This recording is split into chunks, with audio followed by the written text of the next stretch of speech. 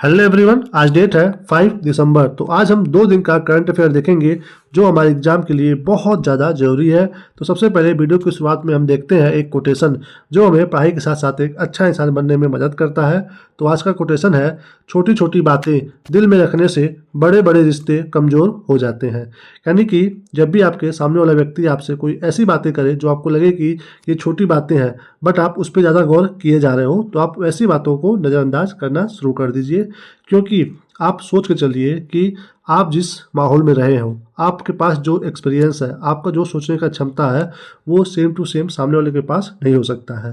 तो जब आप ये सोच करके चलोगे तो आप उसकी छोटी छोटी बातों को गौर नहीं करोगे। क्योंकि जाहिर सी बात है, हम सब इंसान हैं, हम सब में अलग अलग क्वालिटी है, अलग अलग सोचने का क्षमता है, तो हम एक जैसा बिल्कुल सोच नहीं सकते हैं। तो छोटा मोटा डिफरेंस हम लोगों के व्यवहार में आएगा, तो आप उसको मतलब ज़्यादा फोकस मत करिए। हाँ, कोई बहुत बड़ी बात हो रही है जो आपको बहुत ज़्यादा इफ़ेक्ट करेगी तो आप उसके बारे में सोच सकते हैं, लेकिन छोटी मोटी बातों को आप नज़रअंदाज करना शुरू कर दीजिए, तभी आपके अच्छे अच्छे रिश्ते बने रहेंगे। ओके दोस्तों, चलिए देखते हैं आज का सभी मोस्ट इंपॉर्टेंट करंट अफेयर क्या क्या है। तो सबसे पहला आज का प्रश्न है कि रातापानी वन्य जीव अभ्यारण्य को किस राज्य का 9वां टाइगर रिजर्व घोषित किया गया है। तो क्या नाम है इसका? रातापानी वन्य जीव अभ्यारण्य। तो किस राज्य का ये 9वां बना है टाइगर रिजर्व, ये आपको बताना है। सामने दोस्तों यहाँ पे ऑप्शन है, तो ये बना है मध्य प्रदेश का, सी। कहाँ का ये? रातापानी मध्य प्रदेश का है। देखिए दोस्तों, इसके बारे में डिटेल में यहाँ पे रातापानी को मध्य प्रदेश का 9वां टाइगर रिजर्व घोषित किया गया है क्योंकि इसमें करीब 90 बाघ रहते हैं। ओके, और दोस्तों इसी में एक भीमबेटका शैलाश्रय जो एक यूनेस्को साइट है वो इसी के अंदर स्थित है। ओके, तो ध्यान देना है कि भीमबेटका कहाँ पे है, ये भी एमपी राज्य में ही है। ओके, बार बार एग्जाम में ये भी पूछता है। और यहाँ पे ये तो हो गया 9वें नंबर का। कुछ दिन पहले ही यहाँ पे जो माधव नेशनल पार्क है इसको भी टाइगर रिजर्व बनाया गया था, यानी कि ये 8वें नंबर का था, अब 9वें नंबर का बन गया है रातापानी। ओके, दिसंबर 2024 तक भारत में कितने हो चुके हैं बाघ संरक्षित क्षेत्र? तो 57, ये भी एग्जाम में पूछता है। तो टोटल भारत में कितने हैं? 57। ओके दोस्तों, यहाँ पे बात हो रहा है बाघ का, जिसको हम लोग बोलते हैं टाइगर। तो प्रोजेक्ट टाइगर 1973 में शुरू किया गया था। एग्जाम में बार बार ये भी पूछता है ईयर, तो 1973 में। जो भी भारत में लुप्त प्राय बाघों की रक्षा के लिए एक ये वन्य जीव संरक्षण आंदोलन है, शुरुआत किया गया कि हमें बाघों की रक्षा करना है प्रोजेक्ट टाइगर के तहत, जो 1973 में शुरू हुआ था। दोस्तों बात हो रहा है एमपी का, तो एमपी को कौन सा दर्जा मिला हुआ है? टाइगर स्टेट का। ओके, और अंतर्राष्ट्रीय बाघ दिवस कब मनाया जाता है? प्रतिवर्ष 29 जुलाई को। अभी हमने देखा ऊपर यहाँ पे 57 टोटल है। ओके, तो कहाँ कहाँ पे है यहाँ पे आप इस मैप में देख लीजिए। आप इस मैप को अच्छे से पॉज करके देख सकते हो कि किस राज्य में कौन सा टाइगर रिजर्व स्थित है। ओके, चलिए आपको हम दिखा देते हैं डिटेल में। यहाँ पे अभी बात हो रहा है कि एमपी का 9वां टाइगर रिजर्व बना है ये। तो एक और कौन सा यहाँ पे? Kanha, Pench, Bandhavgarh, Satpura, Panna tiger, Nauradehi, Sanjay Dubri, Madhav national park, और अब बना है रातापानी टाइगर रिजर्व। ओके, तो ये हो गए 9 कहाँ के? एमपी के। और देश में कहाँ कितने बाघ हैं, मतलब किस राज्य में कितना ज़्यादा है? तो नंबर 1 पे कौन है? कर्नाटक है बाघों की संख्या में। तो ये भी ध्यान देना है कि नंबर 1 कहाँ पे है? कर्नाटक में है। और अगर यदि आपको ये पूछे कि कौन से नेशनल पार्क में बाघों की संख्या ज़्यादा है, तो वो है जिम कॉर्बेट नेशनल पार्क, जो कि कहाँ पे है? उत्तराखंड में है। यहाँ पे 260 बाघ हैं। ओके, तो ध्यान दीजिए, राज्य में प्रथम है कौन? कर्नाटक। और अगर पूछे कि किस नेशनल पार्क में सबसे ज़्यादा है, तो जिम कॉर्बेट में। और ये रहा 9 टाइगर रिजर्व एमपी का। ओके, तो सब इंपॉर्टेंट है, एग्जाम में बार बार ये नाम पूछता रहता है। चलिए दोस्तों चलते हैं अगले प्रश्न पे। अगला क्या है? यूनेस्को ने हाल ही में किस भारतीय राज्य को हेरिटेज पर्यटन के लिए टॉप डेस्टिनेशन घोषित किया है?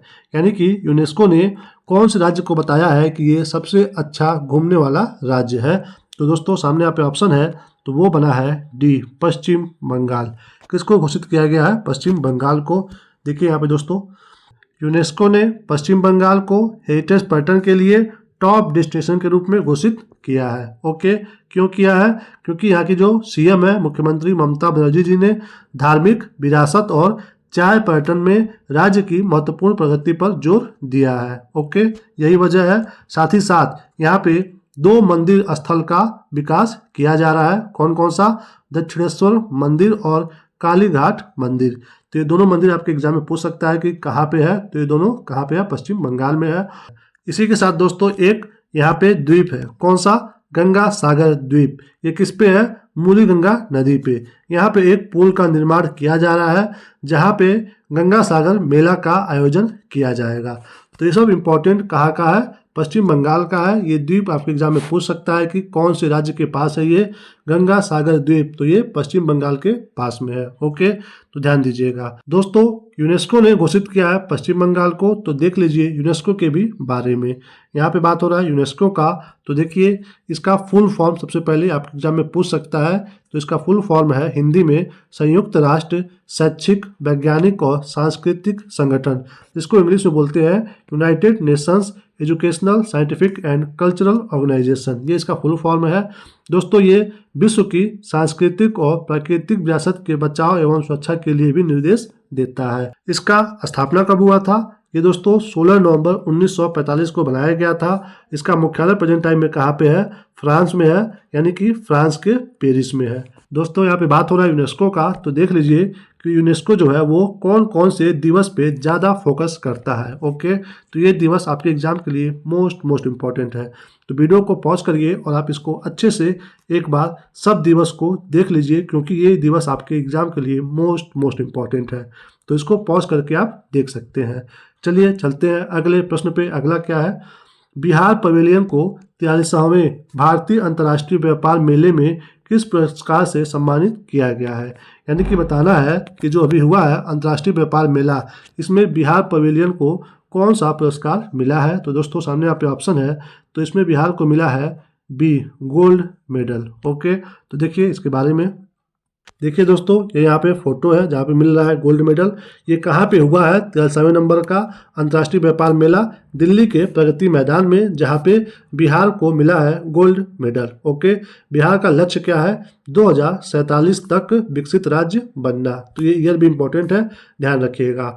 इस बार का जो ये व्यापार मेला था, इसमें पार्टनर स्टेट कौन था, यही बिहार ही था, पार्टनर स्टेट। ओके, और इसको गोल्ड मेडल क्यों मिला है, क्योंकि इसने 75 स्टॉल लगाए थे, जिसमें राज्य के हैंडलूम, खादी और हथकरघा उत्पादों को प्रदर्शित किया गया था। आपको ध्यान देना है यहाँ पे कौन कौन सा आइटम किस वहाँ पे बिहार का है। तो अगर एग्जाम में पूछे कि बब्बन बूटी किस राज्य का है, तो ये बिहार का है, बिहार के नालंदा का है। अगर ये पूछे कि भागलपुरी रेशम कहाँ का है, तो बिहार का है। और मधुबनी पेंटिंग पूछे कहाँ का है, तो ये बिहार के मिथिला का है। और टिकुली कला पूछे कहाँ का है, तो बिहार का है, बिहार के पटना का है। और ऐसे ही अन्य कलाकृतियों को वहाँ पे प्रदर्शन में रखा गया था।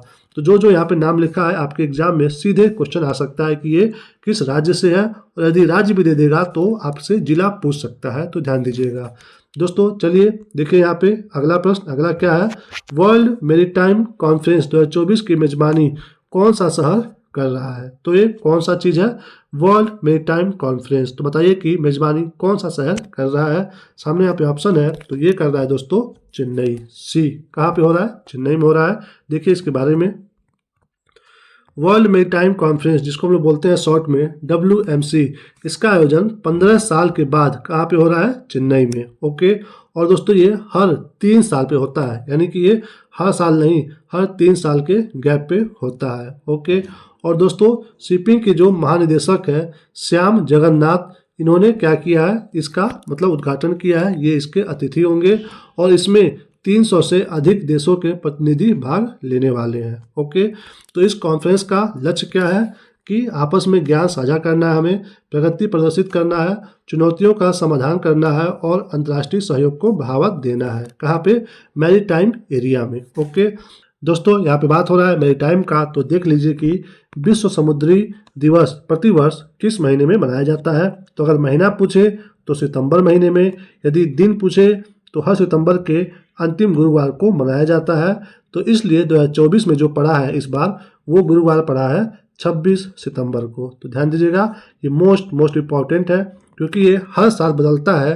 तो ये दिवस आपके लिए मोस्ट इम्पॉर्टेंट है, क्योंकि हो सकता है कि अगले साल गुरुवार को कोई और दिवस हो, तो 26, 25, 28 चेंज होता रहता है। तो ये मोस्ट इम्पॉर्टेंट है आपके लिए। चलिए दोस्तों, यहाँ पे बात हो रहा है मेरी टाइम का, तो यहाँ पे देख लीजिए शॉर्ट में कि भारत में कितने राज्य सटे हुए हैं समुद्र तट से। तो टोटल 9 राज्य, गुजरात, महाराष्ट्र, गोवा, कर्नाटक, केरल, तमिलनाडु, आंध्र प्रदेश, उड़ीसा और पश्चिम बंगाल। आप इसको ऐसे देख सकते हो। ओके। और यदि आपको ये पूछे कि टोटल समुद्र तट की लंबाई कितनी है भारत में, तो वो है 7,516.6 किलोमीटर, जिसमें मेन भूमि में कितना है 5400, और जो अगर आप उसको द्वीप जो आइलैंड है उसको भी मिला दोगे तो ये 2000 बढ़ जाता है, जो कि टोटल इतना हो जाता है।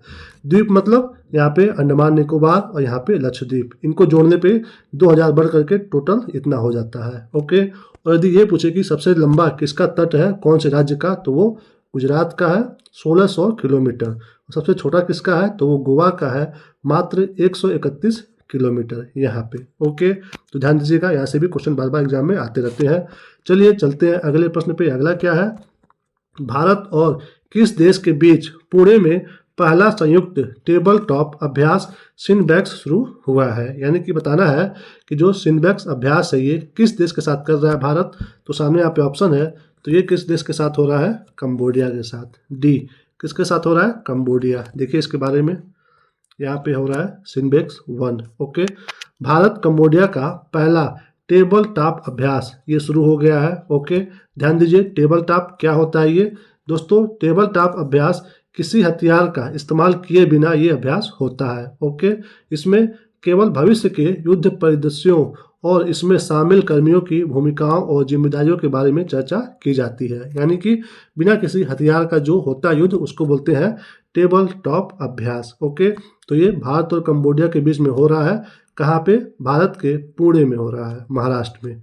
दोस्तों इस अभ्यास में भारतीय सेना की इन्फेंट्री ब्रिगेड के 20 सदस्य और इतने ही कंबोडियाई सेना के भी कर्मी भाग ले रहे हैं।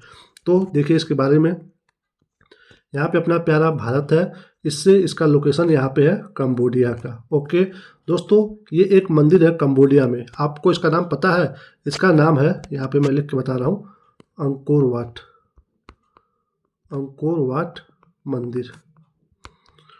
और आप जान करके हैरान होंगे कि अगर आप देखोगे पूरी दुनिया में हिंदू का सबसे बड़ा मंदिर अगर कहीं पे है तो वो यहीं कंबोडिया में स्थित है।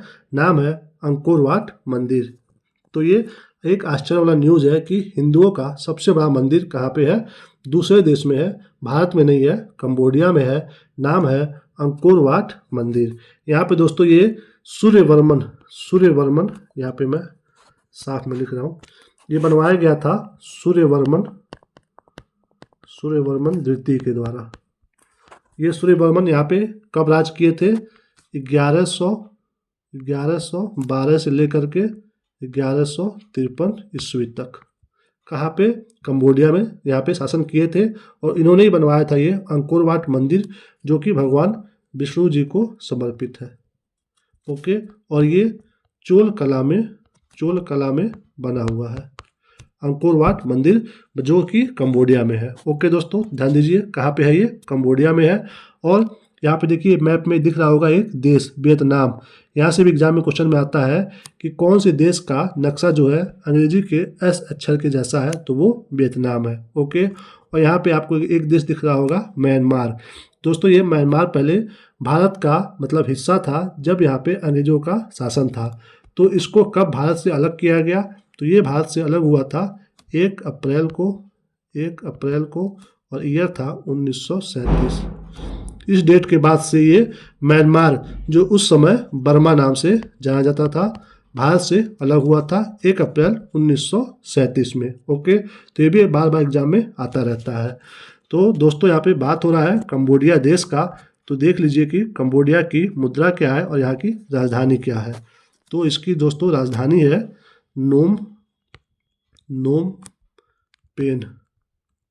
ये है इसकी राजधानी नोम पेन। ओके। और मुद्रा है, आगे कंबोडियाई जुटा हुआ है और लास्ट में क्या है, रियाल।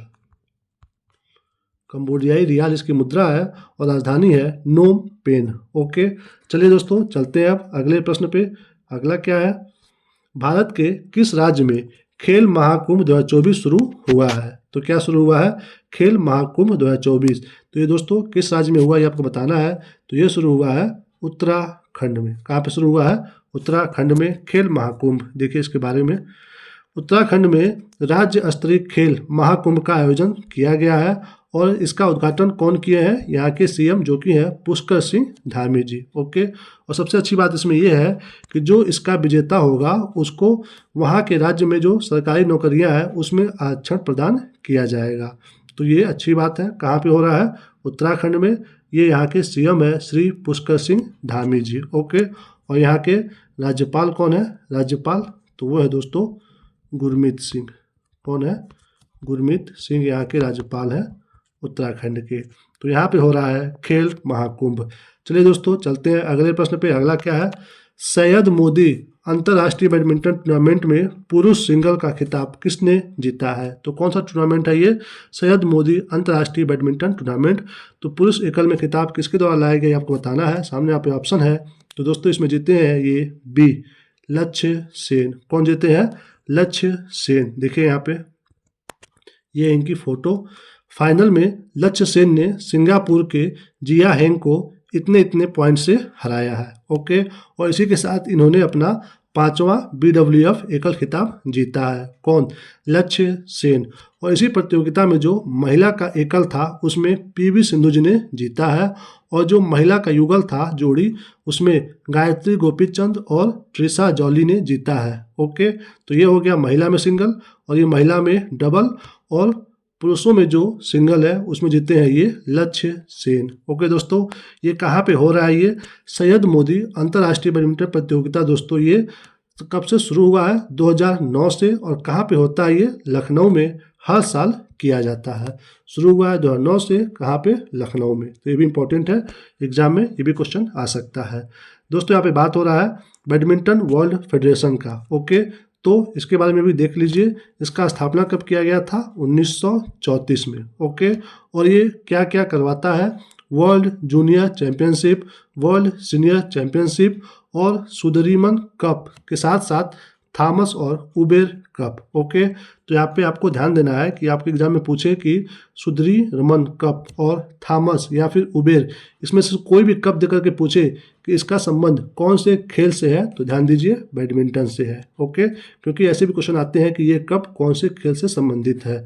तो ये जो बैडमिंटन वर्ल्ड फेडरेशन है इसका मुख्यालय कहाँ पे है? तो ये मलेशिया देश में स्थित है। ओके, चलिए चलते हैं अगले प्रश्न पे। अगला क्या है? भारत का पहला वर्टिकल लिफ्ट रेल ब्रिज नाम है पम्बन 2.0 कब संचालन के लिए तैयार होगा? तो ये जो ब्रिज बन रहा है भारत का पहला वर्टिकल, ये कब शुरू होने वाला है ये आपको बताना है। सामने यहाँ पे ऑप्शन है दोस्तों। तो ये शुरू होने वाला है दिसंबर 2024 में, यानी कि ये इसी महीने में स्टार्ट होने वाला है पम्बन 2.0। देखिए इसके बारे में, पम्बन 2.0 भारत का क्या है? पहला वर्टिकल लिफ्ट रेल ब्रिज है जो कि दिसंबर 2024 में शुरू होने वाला है। ओके, और ये जो ब्रिज है ये पम्बन द्वीप और तमिलनाडु के मुख्य भूमि को जोड़ने के लिए बनाया जा रहा है।